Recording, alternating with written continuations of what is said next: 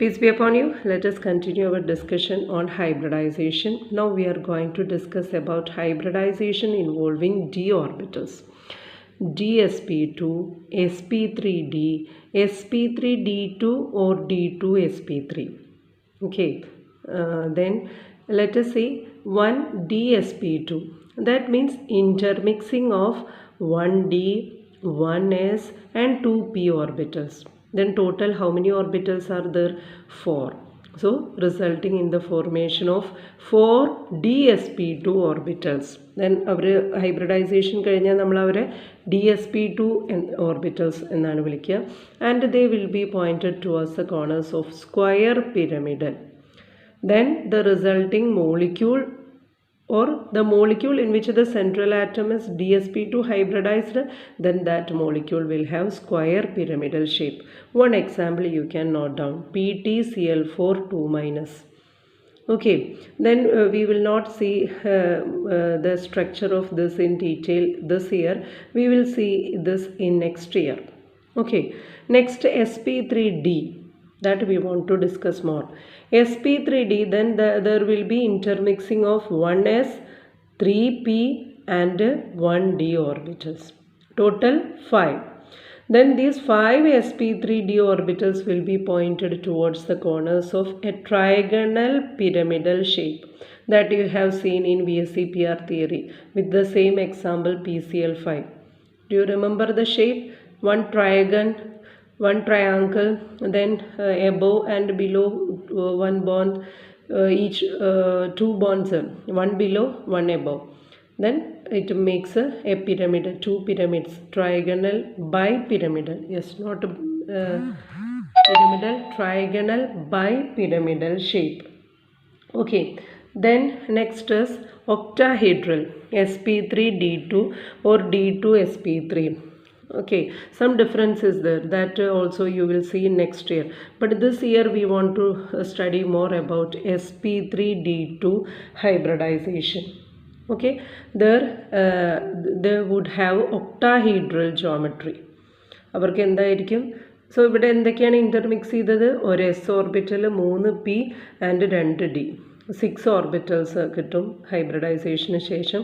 Then they will make an octahedral geometry, example SF6. This much you just note down. Then let us see more about sp3d and sp3d2 hybridization. Let us take one example, PCl5. Here I have given. So PCl5, phosphorus having atomic number 15, then its configuration, outer configuration comes like 3s2 3p. Yes, this is in nitrogen family, nitrogen group il varunadana. So 5 electrons are there.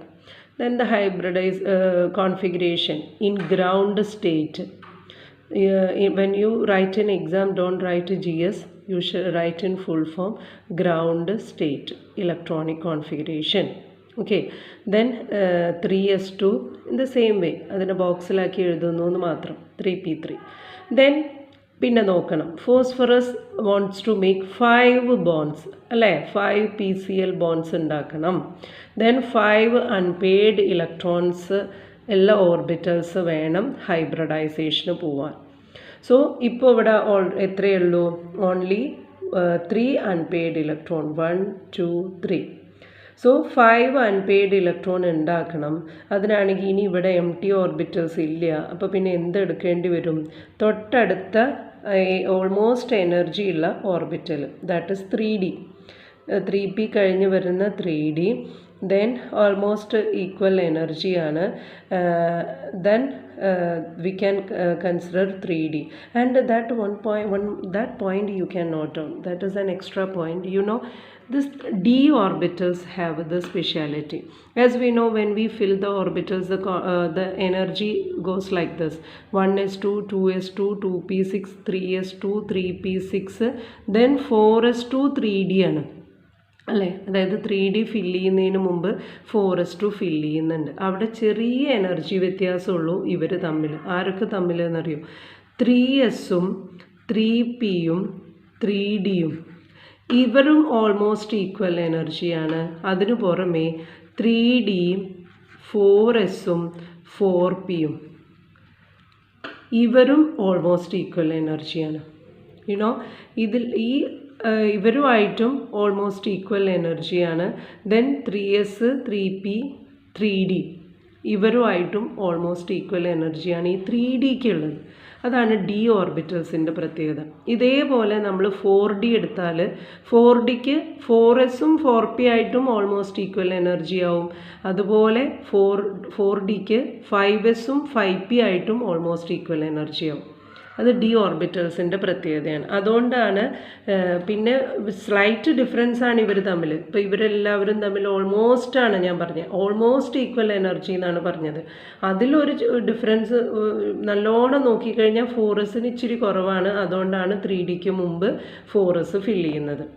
Okay, so ഈ ഒരു comparison നമ്മൾ പറഞ്ഞല്ലോ, ഹൈബ്രിഡൈസേഷന് പോവാൻ orbitals ഒരു കണ്ടീഷനാണ് അവർക്ക് almost equal എനർജിയാണ്. അപ്പോൾ അത് കാരണം 3dക്ക് വേണമെങ്കിൽ 3pയുടെയും 3sൻ്റെയും കൂടെയും ഹൈബ്രിഡൈസേഷന് പോവാം. അതിനു പുറമെ 3dക്ക് 4sൻ്റെയും 4pയുടെയും കൂടെയും ഹൈബ്രിഡൈസേഷന് പോവാം. ഇങ്ങനെ ഒരു പോസിബിലിറ്റി 3dക്ക് ഉണ്ട്. Okay, that you keep in your mind. So അതുകൊണ്ട് ഇവരെന്ത് ചെയ്യും, അടുത്തതായിട്ട് ഇവർ ഓപ്റ്റ് ചെയ്യുന്നത് 4sനെ അല്ല. അപ്പോൾ എനർജി ലെവലിൽ ഡിഫറൻസ് ഉണ്ടല്ലോ, ബിക്കോസ് 4sഉം 3sഉം തമ്മിൽ ഭയങ്കര ഡിഫറൻസ് ആണ് എനർജി, 4sഉം 3sഉം തമ്മിലൊക്കെ. അപ്പോൾ ഇവർക്ക് 3sനും 3pയ്ക്കും പിന്നെ തൊട്ട് ഓൾമോസ്റ്റ് ഈക്വൽ എനർജിയുള്ള ഓർബിറ്റൽ ആരാ, 3d ആണ്. അപ്പോൾ 3dനെയാണ് അവർ ഇലക്ട്രോണിനെ പ്രൊമോട്ട് ചെയ്യാൻ വേണ്ടി അല്ലെങ്കിൽ ഹൈബ്രിഡൈസേഷന് കൂടെ കൂട്ടാൻ വേണ്ടി 3dനെ വിളിക്കും. ഓക്കെ, അങ്ങനെ 3d റെഡിയായി വന്നു. അപ്പോൾ 3dയുടെ ഒക്കെ ഓർബിറ്റൽസ് എല്ലാം ഒഴിഞ്ഞിരിക്കുകയാണ്. സോ ഈ എസ്സിലെ ഈ ഇലക്ട്രോൺ എങ്ങോട്ട് ജമ്പ് ചെയ്തു, 3dയിലേക്ക് ജമ്പ് ചെയ്തു. This is the promotion of electron happened here. Then this will undergo എത്രയുണ്ട്, 5 ആയി, ഒരു s 3p 1d. അപ്പോൾ ദാറ്റ് ഹൈബ്രിഡൈസേഷൻ sp3d ഹൈബ്രിഡൈസേഷൻ. എത്ര ഓർബിറ്റൽസ് കിട്ടും എന്നിട്ട് നമുക്ക് we got 5 sp3d orbitals each containing single electron. ഇതിൽ ഇലക്ട്രോൺസ് ഉണ്ട്. ദെൻ ഈ 3dയിലെ ബാക്കി 4 എണ്ണം അവിടെ അൺഹൈബ്രിഡൈസ്ഡ് ആയിട്ട് കിടക്കും. ഹൈബ്രിഡൈസേഷനിലുള്ളവർ ഇങ്ങനെ resulting in the formation of, so we can say these undergo hybridisation, that is sp3d hybridisation resulting in the formation of 5 sp3d orbitals. Okay, then what will happen next? We can write like this. Then this 5 sp3d orbitals are directed towards the corners of a trigonal pyramidal. അല്ലേ, എപ്പോഴും ഹൈബ്രിഡൈസേഷന് ശേഷം ഇവർ ഏറ്റവും repulsion കുറയ്ക്കുന്ന രീതിയിൽ എത്ര number ഉണ്ടോ അവർക്ക് ഏറ്റവും റിപ്പൽഷൻ കുറയ്ക്കുന്ന ഒരു ജോമെട്രി അവരങ്ങ് അറ്റൈൻ ചെയ്യും. എന്നിട്ടാണ് അവർ ഓവർലാപ്പ് ചെയ്യുക. And overlaps with the p orbitals of 5 chlorine atoms, resulting in the formation of 5 PCl bonds. The molecule ready ആയി, 5 PCl bonds ready ആയി. ഓക്കെ, ദെൻ ഇത് വരയ്ക്കാനൊക്കെ അറിയാലോ. ആദ്യം നമ്മൾ ഫോസ്ഫറസിനെ വരയ്ക്കും, എന്നിട്ട് ഒരു ട്രയാങ്കിളിൻ്റെ കോർണറിലേക്ക് പോകുന്ന 3 ലൈനുകൾ വരയ്ക്കും. എന്നിട്ട് ഈ 3 ലൈനുകളെ നമ്മൾ ജോയിൻ ചെയ്യും. ദെൻ മുകളിലേക്കൊരു ബോണ്ട് വരയ്ക്കും, താഴേക്കൊരു ബോണ്ട് വരയ്ക്കും. എന്നിട്ട് ഈ ബോണ്ടിൽ നിന്ന് ഈ കോർണറിലേക്ക്, ട്രയാങ്കിളിൻ്റെ ഒരു കോർണറിലേക്ക്, അടുത്ത കോർണറിലേക്ക്, മൂന്നാമത്തെ കോർണറിലേക്ക്, അതുപോലെ ഈ ബോണ്ടിന് ഇവിടുന്ന് ഈ കോർണറിലേക്ക് ദെൻ ട്രയാങ്കിളിൻ്റെ മൂന്നാമത്തെ കോർണറിലേക്ക്. ഇത് നമ്മൾ VSEPR തിയറിയിൽ കണ്ടതാണ്. The same structure you can draw here. Okay, then ഇനി പറയാനുള്ളത്, as we know this 3 PCl bonds, see 1 2 3. These 3 PCl bonds all lie in one plane, and this makes an angle of 120 degree with each other, right? And these 3 PCl bonds which lie in a plane are known as equatorial bonds. Okay, these 3 PCl bonds which lie in a plane and makes a triangular planar geometry. ഇവർക്ക് മാത്രമായിട്ട് നോക്കിയാൽ ഈ മൂന്നെണ്ണത്തിന് മാത്രം നോക്കിയ ഒരു triangular planar geometry. So അവരുടെ ഇടയിലുള്ള angle 120 ആണ്. This is 120. Okay, 120 ആണ് ഇവരുടെ ആംഗിൾ. ആൻഡ് ദിസ് 120 ആംഗിളുള്ള ഒരു പ്ലെയിനിൽ, ഒരു സിംഗിൾ പ്ലെയിനിൽ കിടക്കുന്ന ഈ 3 PCl ബോൺസിനെ വിളിക്കുന്ന പേരാണ് equatorial bonds. Then 2 bonds are there which are just perpendicular to the plane in which the equatorial bonds are seen. Right? So equatorial bonds ഉള്ള പ്ലെയിനിന് പെർപെൻഡിക്കുലർ ആയിട്ട് ഒന്ന് മുകളിലേക്കും ഒന്ന് താഴേക്കും. So these bonds are known as axial bonds. Okay, so that these sentences you just copy from your textbook. അവിടെ വൃത്തിയായിട്ട് തന്നിട്ടുണ്ട്. 3 PCl bonds lie in one plane. ആ സെൻറ്റൻസ് അങ്ങ് എഴുതിയെടുക്കുക കേട്ടോ. Lie in one plane and make an angle 120 degree with each other. These are known as equatorial bonds. The remaining 2 PCl bonds make an angle of 90 degree with the plane in which the equatorial bonds are seen. അതായത് ഇവർ ഈ മേലേക്കും താഴേക്കുള്ളവർ കുത്തനെയല്ലേ നിൽക്കുന്നത്. അപ്പോൾ ഇവരുള്ള angle എത്രയായിരിക്കും? 90 degree ആയിരിക്കും. So ഇവിടെയാണ് equatorial എങ്കിൽ axial bond ഇങ്ങനെയാണ് നിൽക്കുന്നത്. So it makes an angle of 90 degree. അവരെ നമ്മൾ ആക്സിയൽ ബോൺസ് എന്ന് പറയും. And another important point is there. അതെപ്പോഴും എക്സാമിന് ചോദിക്കുന്നത് അതെന്താണെന്നറിയോ? That also you can note from your textbook. Direct അതേപോലെ അങ്ങ് എഴുതിയെടുത്താൽ മതി.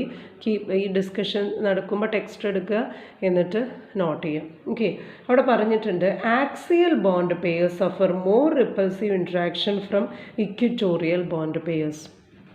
നോ, ഈ ടു ആക്സിയൽ ബോൺസ് ഇല്ലേ, ഇവരുടെ ഈ പെയർ ഓഫ് ഒരു പെയറുണ്ടാവുമല്ലോ. ഈ ബോണ്ടിനെ നിലനിർത്താൻ ഒരു പെയറുണ്ടാവും, ഇതിനെ നിലനിർത്തുന്ന ഒരു പെയറുണ്ടാവും. ഈ pairs experience more repulsion from equatorial bonds. ഈ ഇക്വിറ്റോറിയൽ ബോണ്ടിലെ ഇലക്ട്രോൺസുമായിട്ട് ഇവർ ഭയങ്കര റിപ്പൽഷൻ ഫീൽ ചെയ്യും. That is why they become or they try to be more away from this equatorial bonds. So that we can see usually the axial bonds are longer than equatorial bonds. Question ചോദിക്കും, എന്തുകൊണ്ടാണ് axial bones equatorial ബോൺസിനേക്കാളും longer ആവുന്നത്? അപ്പോൾ long ആവുമ്പോൾ തന്നെ വീക്കും ആവും. Long bones വീക്കായിരിക്കും, പൊട്ടിക്കാൻ എളുപ്പമായിരിക്കും. Short ബോണ്ടാണെങ്കിൽ പൊട്ടിക്കാൻ ബുദ്ധിമുട്ടാണ്. സോ ഷോർട്ട് ബോണ്ട് യൂഷ്വലി ഷോർട്ടായിട്ടുള്ള ബോൺസൊക്കെ സ്ട്രോങ് ആണ്. ബോണ്ടിന് ലെങ്ത്ത് കൂടിയാൽ അത് വീക്കാവും. ഡബിൾ ബോണ്ട് ഷോർട്ടാണ്, സിംഗിൾ ബോണ്ട് ലോങ് ആണ്. സോ ഡബിൾ ബോണ്ടിനെ പൊട്ടിക്കാൻ ഭയങ്കര ബുദ്ധിമുട്ടാണ്. It is strong. So here because of the repulsion. അപ്പോൾ why axial bonds are longer than equatorial bonds എന്ന് ചോദിക്കുമ്പോൾ എന്താ നമ്മൾ പറയുക? Because axial bond pairs suffer more repulsion from equatorial bonds. That is the reason. Okay, axial bond pairs suffer more repulsion from equatorial bonds. That is why axial bonds are found to be longer than equatorial bonds and also weaker than equatorial bonds. നീളം കൂടിക്കഴിഞ്ഞാൽ വീക്കറും ആവും. Okay, so these points you can note down. Next, SF6. Okay, what's its ground state electronic configuration? 16 atomic number. So 3s2 3p4. നമ്മുടെ oxygen ഫാമിലിയാണ്. 6 electrons ആണ് outermost ഷെല്ലിൽ. Then in ground state electronic configuration we can write like this using boxes.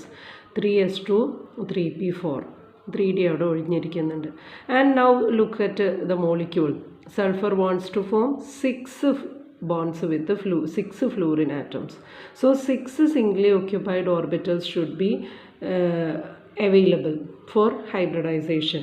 So some promotion of electrons should be happened.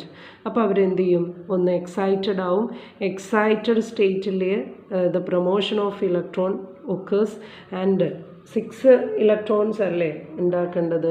Then what will happen, ഇവിടെയുള്ള 3sലെ electron ഇങ്ങോട്ട് 3dയിലേക്ക് ചാടും.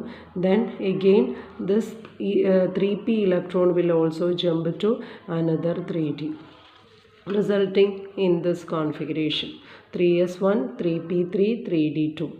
Then ആറെണ്ണം റെഡിയായി. they will undergo sp3d2 hybridization.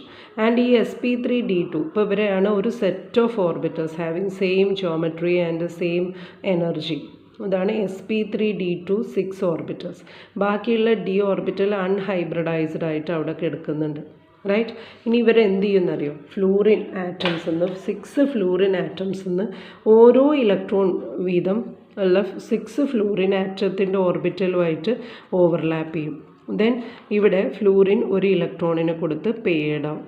ഇങ്ങനെയാണ് എല്ലാത്തിലും. ഞാൻ പറഞ്ഞല്ലോ, ഓവർലാപ്പിംഗ് മാത്രമല്ല പെയറിങ് ഓഫ് ഇലക്ട്രോണും അവിടെ നടക്കും. ഫ്ലൂറിൻ്റെ ഇലക്ട്രോണിനെയാണ് ഞാൻ റെഡ് കളറിൽ കാണിച്ചിട്ടുള്ളത്. സോ 6 ഫ്ലൂറിനുമായിട്ട് ബോണ്ട് ഉണ്ടാക്കി എന്നത് നമുക്കിങ്ങനെ കാണിക്കാനും പറ്റും. ഓക്കെ. സോ ഓരോ ഇലക്ട്രോൺ വീതം ഫ്ലൂറിൻ കൊടുത്ത് അവിടെ പെയർഡ് ആവും. ദെൻ ഈ ബോൺസ് ഓവർലാപ്പിങ്ങും അതോടൊപ്പം പെയറിങ് ഓഫ് ഇലക്ട്രോൺസും ഒക്കെ ചെയ്യും. And we can write in okay, you can copy these sentences. 6 sp3d2 orbitals are directed towards the corners of an octahedron, regular octahedron. We call it as regular octahedron, and overlaps with the singly occupied p orbitals of fluorine.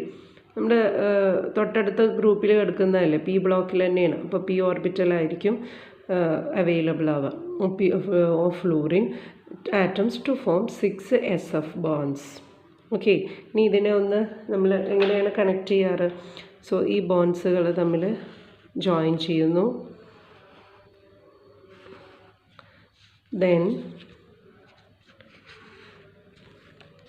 then we can join this bonds. ഈ വെർട്ടിക്കലായിരിക്കുന്ന എല്ലാ ബോൺസിനെയും 4 കോർണേഴ്സിലേക്ക് connect ചെയ്യുന്നു. we can do like this. okay, we have done for VSEPR theory.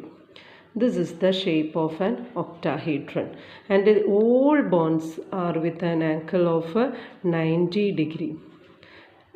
ഇവർ equatorial അല്ലെങ്കിൽ ഇങ്ങനെ ഒരു പ്ലെയിനിലുള്ള ഈ ബോൺസും ഈ വെർട്ടിക്കലായിട്ടുള്ള ഈ 2 ബോൺസും എല്ലാവരും 90 ഡിഗ്രിയാണ് മേക്ക് ചെയ്യുന്നത്. ബോൺസ് തമ്മിലുള്ള ആംഗിൾ 90 ഡിഗ്രിയാണ്. That's all.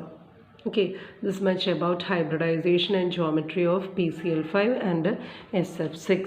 Okay, thank you.